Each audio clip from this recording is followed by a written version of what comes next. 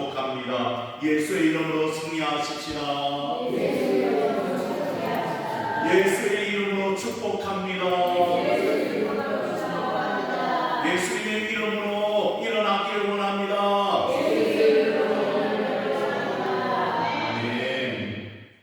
우리는 삶 속에서 약속할 때가 많이 있습니다.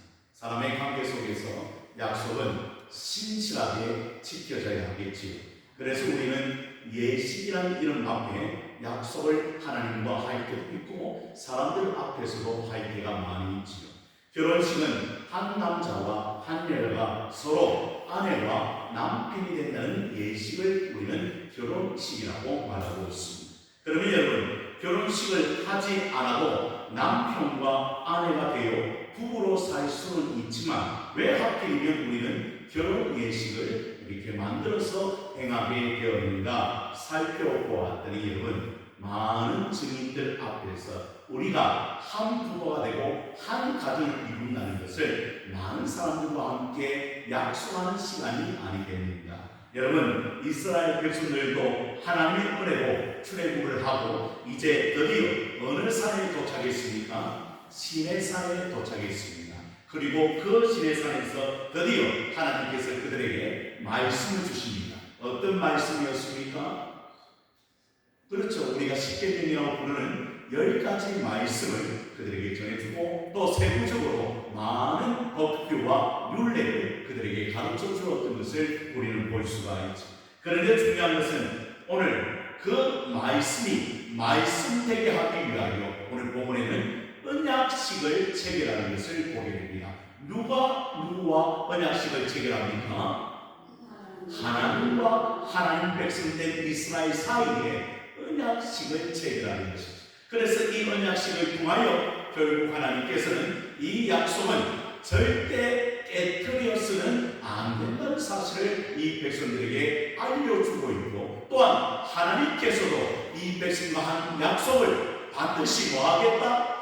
지키시라고 약속하신 언약의 예식을 우리는 살펴볼 수가 있는 것입니다. 그런데 특별히 오늘 이제 모세와 누가 이제 하나님을 만나러 올라갑니까? 이스라엘의 대표되었던 장로와 제사장들이 이제 하나님을 만나러 산으로 올라가고 2절의 말씀을 보니까 너 모세만 여호와께 어떻게 하고 가까이 나오고 또한 그들은 가까이 나오지 말며 백성은 너와 함께 올라가지 말지니라. 그 당시만 해도 구약 당시의 백성들은 하나님을 배울 수가 없었습니다.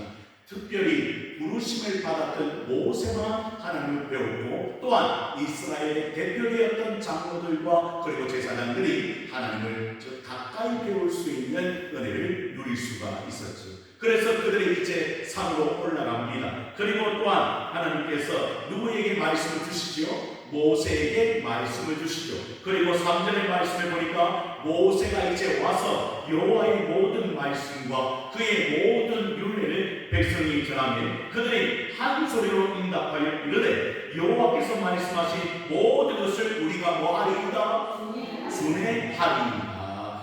반드시 뭐하겠다는 겁니까? 지키기를 원합니다. 행하기를 원합니다라고 약속하는 것을 볼 수가 있습니다. 이스라엘의 지도자였던 모세, 그는 누굴 만납니까? 하나님을 만납니다. 그 하나님께서 그 모세에게 뭘 주시죠?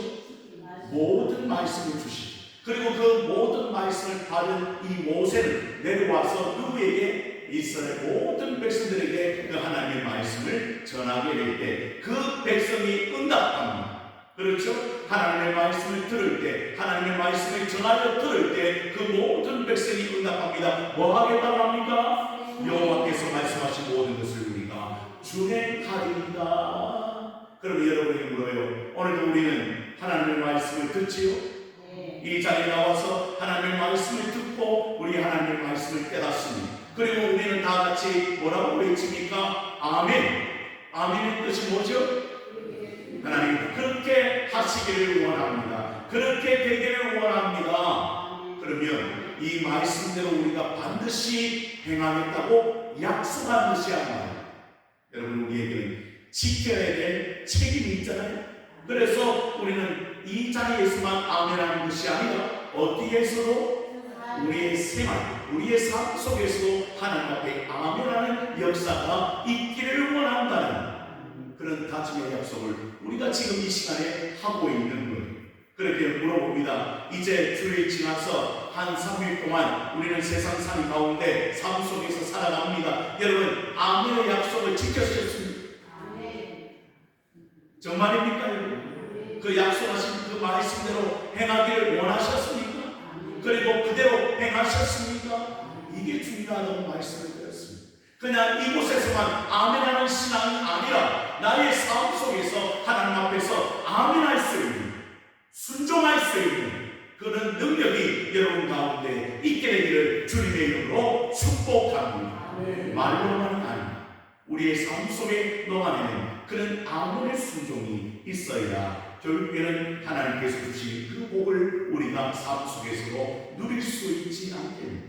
오늘 본문은 이야기합니다. 이제 모두 그렇게 약속한 후에 4절에 모세가 여호와의 모든 말씀을 뭐하고 기록합니다. 그리고 이른 아침에 일어나 산 아래에 제단을 쌓습니다. 그리고 이스라엘 12지파대로 어떤 것을 세웁니까? 12기둥을 크게 세웁니다.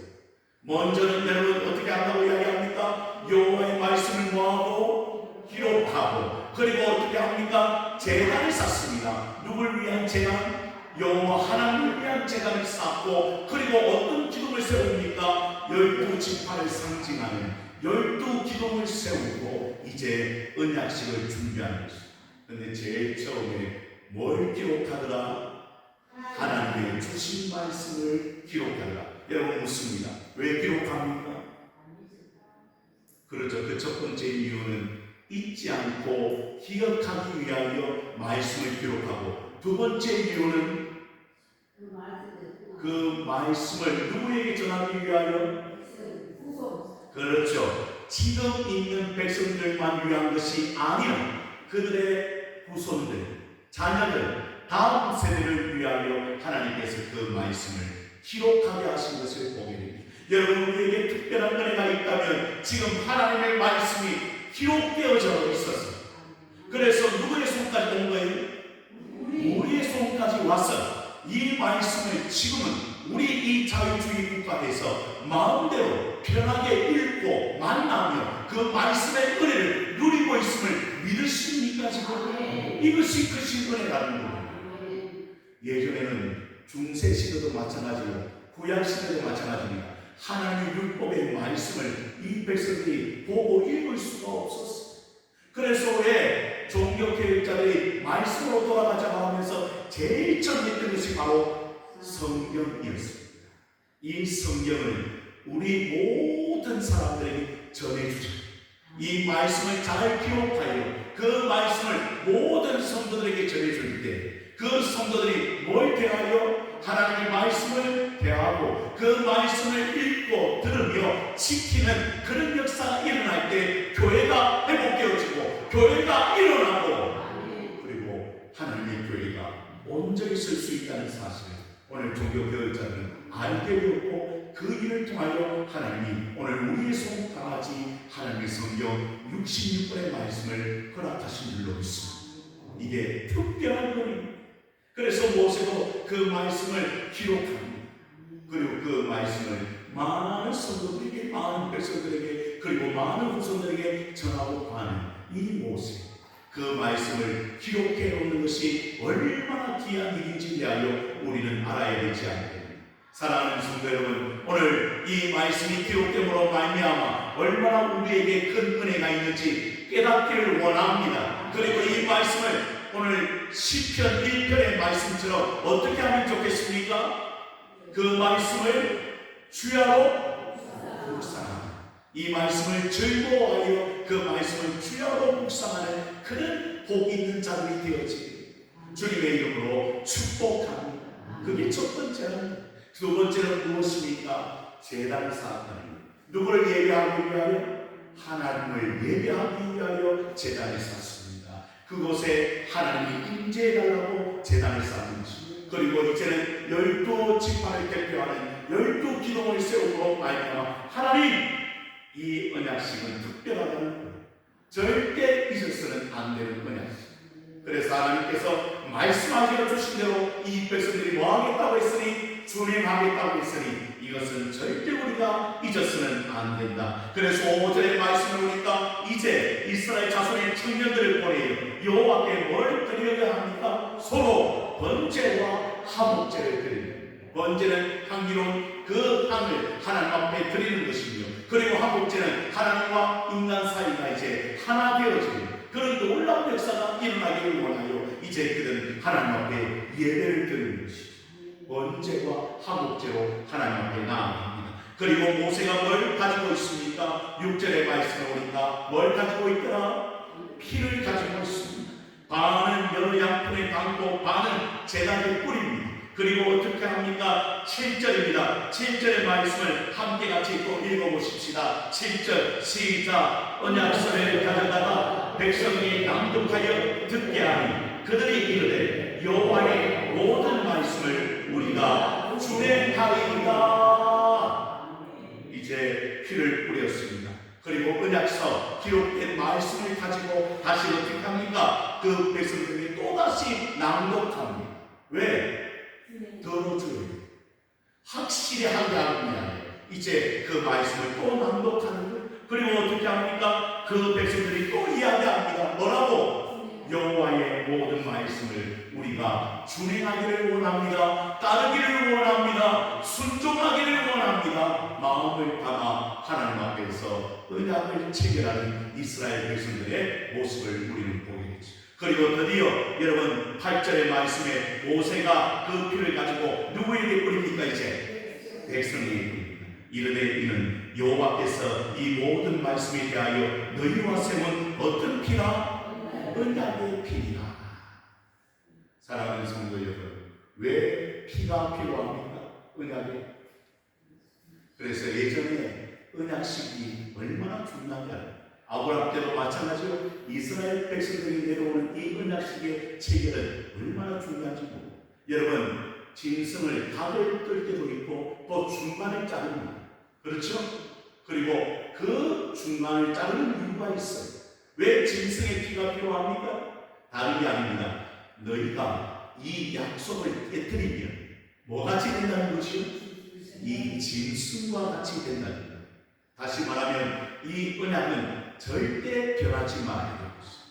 그렇지 않으면 약속을 깨뜨리는 자가 바로 이 짐승과 같이 쪼개지게 될 거예요. 여러분 생명이 어디에 있습니까? 피에 있잖아요. 그러니까 여러분 이 피로 말미암아 세운 언약은 절대 깨뜨려서는 안 된다. 하나님도 마찬가지, 우리 인간도 마찬가지입니다. 이 언약의 피를 우리가 잘 알고 있어야 되지 않겠는가. 오늘 성경은 이야기합니다. 이 피가 정녕 우리를 세우는 피라는 사실을 우리는 알아야 되지 않겠는가. 그런데 더 놀라운 것은 우리가 신약에입니다. 언약의 피를 뿌리셔 주신 분이 있습니다. 그분이 누구이십니까? 예수 그리스도. 그래서 여러분 누가복음 이렇게 이야기합니다. 이것을 너희에 위하여 주는 내 몸이라. 너희가 이것을 행하여 기념하라 하시고, 또 이 잔은 내 피로 세우는 새 언약이 곧 너희를 위하여 붓는 것이라 말씀하신 것을 우리는 기억합니다. 그래서 성찬 예식을 통하여 우리는 뭘 기억합니까? 주님의 몸과 피를 기억합니다. 기념하는 것. 왜? 주님께서 누굴 위하여? 나를 위하여 그렇게 행하신 그 은혜를 기억하기 위하여 우리는 성찬 예식을 거행하고 있는 것입니다. 그리고 우리는 이야기합니다. 이것이야말로 주님께서 우리를 위해 흘리신 언약의 피가 아니고 무엇이겠고, 예전에는 짐승의 피가 필요했지만 이제는 그 죄 없으신 예수 그리스도의 보혈, 결국 우리를 그 제3의 권세에서 이겨낼 수 있도록 하나님께서 이겨낼 보혈의 능력이 된 줄로 믿으시기를 바랍니다. 그래서 언약에는 피가 필요합니다. 그래서 이 모세가 그 언약식을 거행하며 피를 뿌림으로 말미암아 이 백성들 정녕 하나님의 말씀을 깨뜨리지 않고 하나님 도와주십시오라고 하며 많은 백성들에게 오늘 하나님의 말씀대로 지키기를 원하는 그런 은혜를 베풀어 주신 줄로 믿으시기를 바랍니다. 그래서 이 언약식을 체결하고 드디어 여러분 제사장들과 장로 70인이 하나님 앞으로 나아갑니다. 여러분 10절과 11절의 말씀을 보십시오. 이스라엘의 하나님을 보니 그의 발 아래는 청홍을 편듯하고 하늘같이 청명하더라. 11절 하나님이 이스라엘 자손들의 존귀한 자들에게 뭘 대지 아니하고 손을 대지 아니하셨고 그들은 하나님을 뵙고 먹고 마셨더라. 얼마나 귀합니까?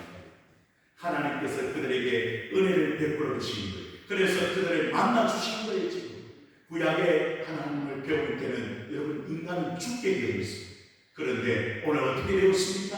하나님께서 그들에게 손을 대지 아니하시고 그들은 하나님을 배우고 그 자리에서 먹고 마시는 축복을 누리게 됩니다. 그리고 이제 드디어 모세가 어떻게 됩니까? 이제 하나님의 말씀을 받기 위하여 하나님께서 돌판에 그것을 수익을 주신다고 해요. 그래서 모세가 홀로 올라가며 이제 장로들에게 부탁합니다. 이 백성들을 잘 다스려라. 이제 내가 올라가게 될 것이다. 그리고 40주 40야를 누구와 함께 있습니까? 하나님과 함께 있는 축복을 또 모세가 누리는 것을 우리는 볼 수가 있습니다. 사랑하는 성도 여러분, 그런데 더 놀라운 축복은 우리는 지금 마음껏 아버지 이름을 부르며 하나님을 예배하고 하나님을 기도하며 하나님 앞에 찬송하는 자가 되었으니 얼마나 감사한 일입니까? 그래서 여러분 히브리서 기자의 말씀을 우리가 말씀을 듣고 말씀을 마무리하려고 합니다. 여러분 히브리서 4장으로 가보십시다. 신약 성경으로 가서 하나님의 말씀을 마무리하겠습니다. 히브리서 4장입니다. 우리가 너무나 잘 아는 말씀입니다. 히브리서 4장 16절입니다. 히브리서 4장 16절 늘 외워도 좋은 말씀이 되겠습니다. 히브리서 4장 16절의 말씀 함께 같이 읽어보면 좋겠습니다. 16절입니다. 시작. 그러므로 우리는 긍휼하심을 받고 때를 따라 돕는 은혜를 얻기 위하여 은혜의 보좌 앞에 담대히 나아갈 것이다. 아멘입니까 여러분? 예전에는 나아갈 수가 없었어요. 특별한 사람들만 나아갑니다. 그런데 이제 예수 그리스도를 믿고 예수 그리스도를 의지하고 예수 그리스도 안에 있는 사람들은 하나님 앞에 담대히 나아갈 수가 있습니다. 그리고 이렇게 이야기합니다. 뭐라고 이야기합니까? 히브리서 기자는 우리는 긍휼하심을 받기 위하여 불쌍히 여기심을 받기 위하여 때를 따라 돕는 은혜를 받기 위하여 얻기 위하여 은혜의 보좌 앞으로 담대히 나아갑니다. 그 보좌는 어떤 보좌? 은혜의 보좌입니다. 그 보좌에 오늘 이 자리에 잘 나오셨습니다. 사랑하는 성도 여러분, 하나님을 찾으시기를 바랍니다. 하나님의 얼굴을 구하시기 바랍니다. 그리고 하나님께 소망을 두시기를 원합니다. 이제 여러분들은 예수 그리스도의 언약의 피로 말미암아 보혈을 지나 누구의 품으로?